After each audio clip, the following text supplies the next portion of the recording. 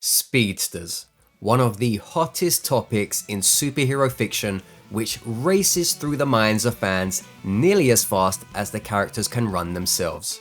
In this video, we're going to look at some of fiction's most popular speedsters and rank how they'd fare within the dangerous world of One Punch Man if they were to take up a role within the Hero Association.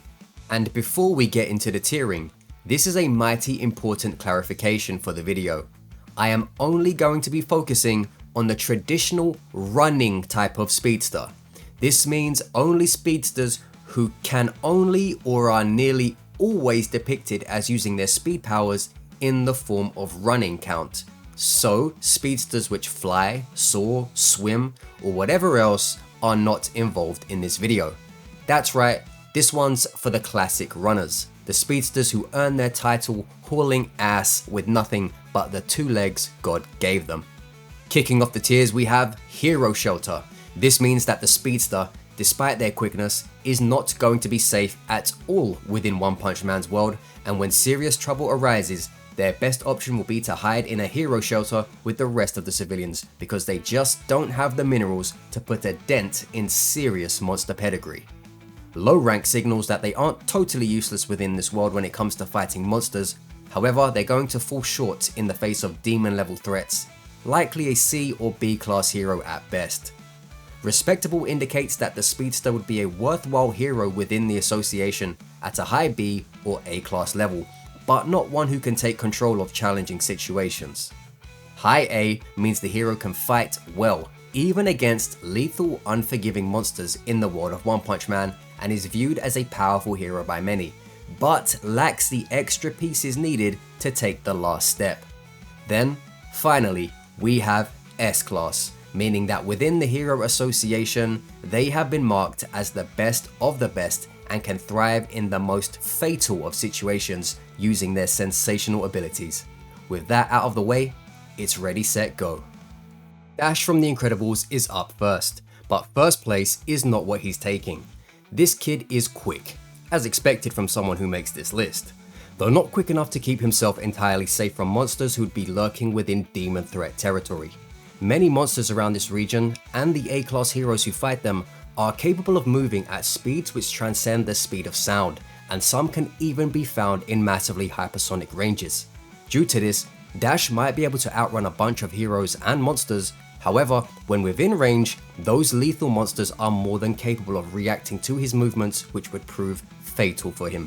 That, coupled with the fact that he's just a kid whose durability isn't going to hold up when a monster like Deep Sea King hits him, nor could he hurt a monster like that, means it's probably best for this bundle of energy to sit this one out in the Hero Shelter tier. And next, I'd like a round of applause for the star of Training A-Train featuring Will Ferrell.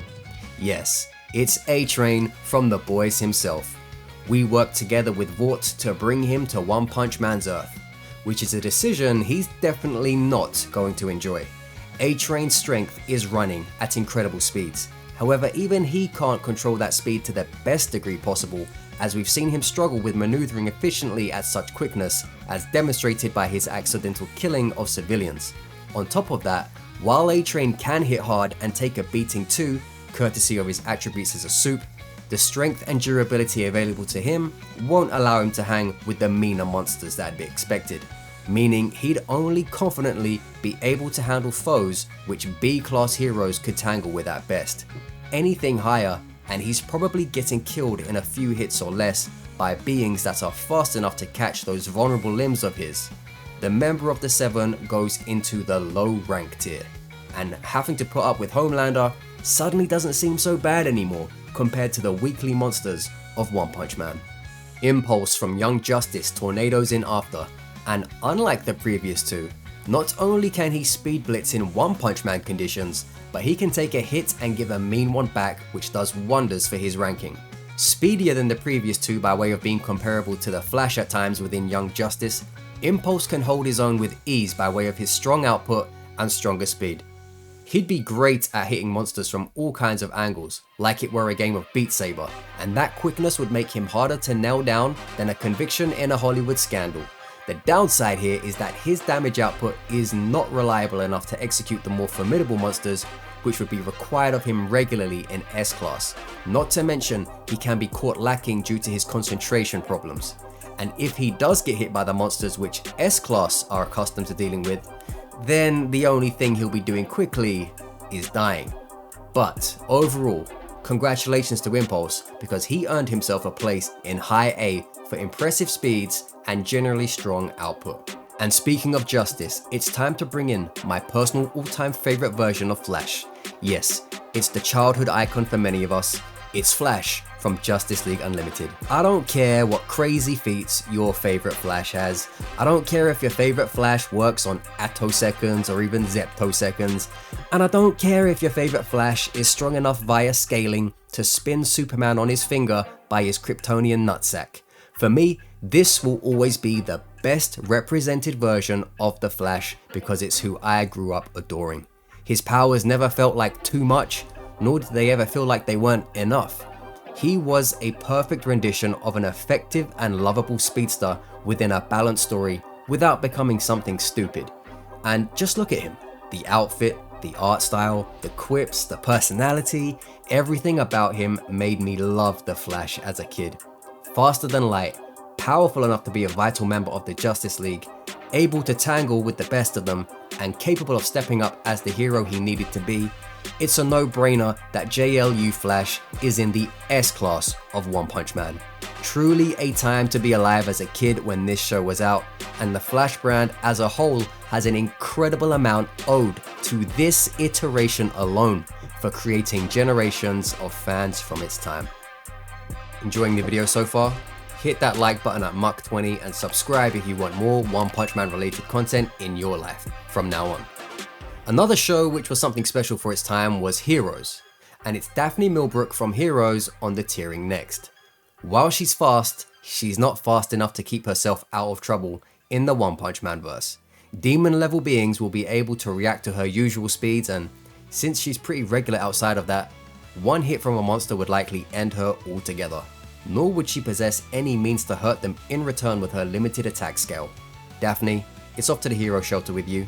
This verse is not quite your tempo. Someone with a bit of experience in protecting the globe runs in next though, and he's in a rush. A red rush to be precise, from the Amazon Invincible series. As a member of the Guardians of the Globe, Red Rush knows a thing or two about saving people from threats. However, while he's a rapid runner, the level of speed he brings only makes him one of the best heroes in the planet within Invincible alone. With demon level threats such as Deep Sea King able to fight and move at massively hypersonic speeds, Red Rush's distance traveling will be great for his survivability, but once he's in range of terrifying creatures who bear the intent to kill, it's going to be clear to him that the One Punch Man Earth is a completely different ballgame. If he pushes his luck too much, he'll be caught and popped by various monsters the way Omni-Man did to him. Red Rush is fast, but not fast enough to stop demon level threats from turning him into red mush. Still, he's a great talent for saving civilians and putting the work on tiger level threats and below, so he runs around in respectable tier. We got a fan favorite from superhero movies for you now though, Quicksilver from the Fox X-Men movies.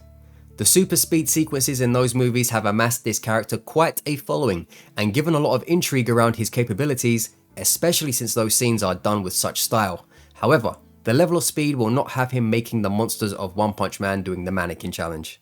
No, Quicksilver is very fast, however, he's very capable of being reacted to within combat range by the likes of demon level threats and above. Even numerous A-class heroes can react as fast as lightning within One Punch Man, and they too struggle with the mysterious beings who are of a certain caliber. Quicksilver's struggle would be no different. He'd be fantastic at civilian rescue and would be able to handle lower threats. However, he lacks the tankiness to take hits from fierce monsters and would struggle to kill many of them by way of just not having enough power in his arsenal. Fox's Quicksilver lands in respectable for being able to kill lower threats and save civilians, but he doesn't have the output to stand in the face of greater monsters. This brings us to the MCU's version of Quicksilver. Yeah, this isn't going to go down too well for him. Considering some A-class heroes in One Punch Man can precisely slice bullets in half mid-trajectory, and MCU Quicksilver just got killed by them after getting in the way, he's not going to have fun in this series past a certain level of danger. low rank tier for MCU Quicksilver. And, funnily enough, the first non-human on this list. That's right, it's everyone's favorite ball of blue fur, Sonic the Hedgehog, more specifically the one from the Paramount movies. Between him and the Flash, one of these two is the fastest on this list. And like the Flash, what further sets Sonic apart from the others is not only the ability to speed blitz his opponents, but the ability to stand and bang at a level which is expected of an S-class hero. Yes, Sonic can dish out and take hits which would make lesser heroes buckle, crumble, and collapse. The first movie had him looking a little iffy, but with the second movie, and more recently the third, it's clear that this version of Sonic can hang with the big boys. Capable of taking shots from Knuckles, who would punch out many monsters from One Punch Man, and hanging with the likes of Shadow, Sonic would be the lovable blue blur of the Hero Association with a penchant for spinning monsters into a bloody mess, and he'd have outstanding amounts of hero merch sales to go along with it. Gotta go fast is not just a catchphrase, it's a lifestyle, and it's one that takes him all the way to S-Class. And speaking of fast, we have... oh, wait. This is a speedster list. They're all fast, so I guess leading into the next one like that doesn't make any sense. But anyway, Tenya Ida from My Hero Academia Recipro bursts onto the scene with engine-powered movement and awesome kicks. Yes, known as Ingenium, Tenya holds a great mastery over the use of his quirk, which allows him to dash, burst, and leap at ridiculous speeds, which leaves his enemies stunned. I think Tenya has the speed to do well in the world of One Punch Man and can certainly hold his own against the fierce monsters to be found there. However, what he lacks for me is the brutal firepower required to kick the enemies into expiration. Yes, as we know, many of the stronger monsters in One Punch Man are more than happy to take whatever you can throw at them once you enter Demon Realm territory. So if you're not hitting like an S-Class, it's hard to put you in there. And I don't think Tenya would take too many of those shots in return either. Judging from memory, so don't kill me, but I don't remember Tenya being able to execute any high-end Nomu, who could be a good reflection point for many tough monsters within One Punch Man. So if his kicks can't put them down for good, I think he might not have the finishing product for threat level demon and above if required. I'm struggling between respectable and high A. But I think someone like Impulse goes faster, hits harder, and can do it for longer, whereas Tenya can sometimes slow down for recovery. So for me, he narrowly misses out and lands in respectable, mainly because I just don't think he has enough brute force to kill stronger monsters. Last but not least, we have Makkari from the Eternals. An Eternal with some very rapid movement who was given probably one of the best visual representations of super speed within movie history. I personally am not a fan of the cheesy, slowed down time while they strut about pushing things out of the air type gig, because I just think it looks goofy as hell most of the time and muddies the waters on how people interpret this stuff. So I quite enjoyed the fight scenes for Makkari when it came to this movie, since it kept that blur-like super movement and accompanying intensity to what fighting speedsters should look like on screen, even if the movie isn't anything impressive overall outside of it. As an Eternal, she's incredibly strong in all areas, with running very fast being her focus. She can dish out hits to damage other Eternals, who are essentially some sort of god-inspired beings within the MCU, and can take her fair share too. This makes her a speedster with some oomph behind her, and one who can deliver some devastating physical impact required to sit stronger monsters down for a permanent rest. Additionally, her eternal physiology grants her the ability to withstand a lot of punishment, which is of no shortage within One Punch Man, so she'll physically hold up enough to keep herself primed in the face of demon level threats and above. With thousands of years of fighting experience thrown in for good measure, this is basically a deity galloping around the place with cosmic power in their punches. If you haven't guessed already, it's S-Class for Makkari, joining the blue and red blurs of speed in that tier to reach the finish line of this ranking video. And so, there you have it. The video completed at the speed of light before you even realized time ran right by. Like and sub to support the channel, and consider becoming a member on Patreon or YouTube to show some extra love. Thanks for watching Saitama World, and I'll catch you on the next one.